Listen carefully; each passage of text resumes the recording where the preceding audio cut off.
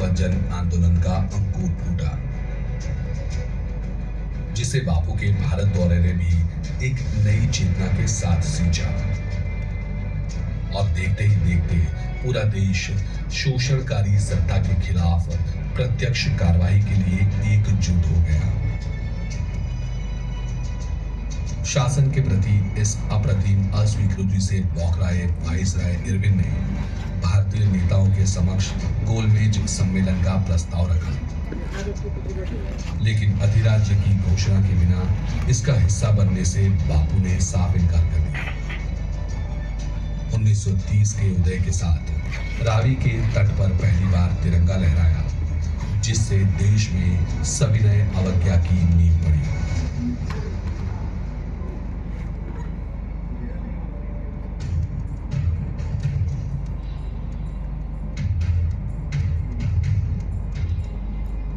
पंडित नेहरू की अगुवाई में हुए पूर्ण स्वराज की घोषणा से स्वतंत्र भारत की परिकल्पना तो आकार लेने लगी थी, मगर स्वराज के आदर्शों को स्थापित करने के लिए बापू अब भी एक माध्यम की तलाश में थे।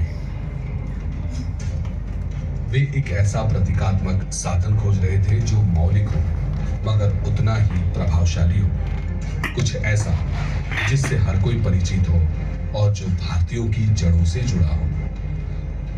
उन दिनों ब्रिटिश सरकार नमक के उत्पादन पर अपना कानूनी एकाधिकार जमाए हुई थी और भारतीय नागरिकों को इसके इस्तेमाल के लिए भारी कर चुकाना पड़ता था।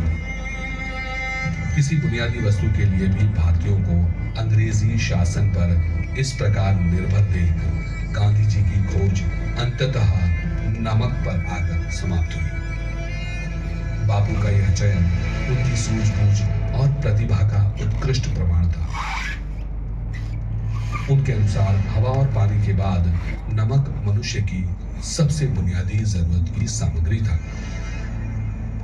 अपने इसी विश्वास के साथ बापू ने नमक को सत्याग्रह का शस्त्र बनाया और देश में सविनय अवज्ञा आंदोलन की शुरुआत की।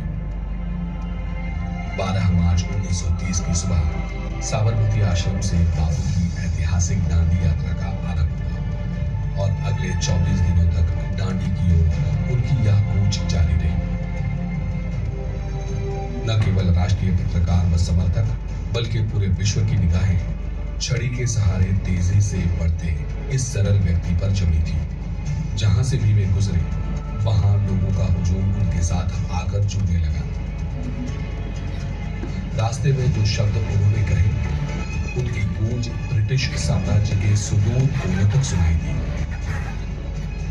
शक्ति के विरुद्ध सत्य की इस लड़ाई में अपने हर कदम के साथ बापू ने अंग्रेजों के न्यायपूर्ण शासन के झूठे दावों को चुनौती दी। 6 अप्रैल की सुबह जब महात्मा ने नमक का कानून तोड़ा तो पूरे विश्व ने अहिंसक आंदोलन के प्रबल प्रभाव का अनुभव किया और मामूली कद काठी वाले एक मानव ने अहंकारी ब्रिटिश साम्राज्य की नींव ही हिला डाली। बौखलाई सरकार ने पूरे देश में हजारों गिरफ्तारियां करवाई।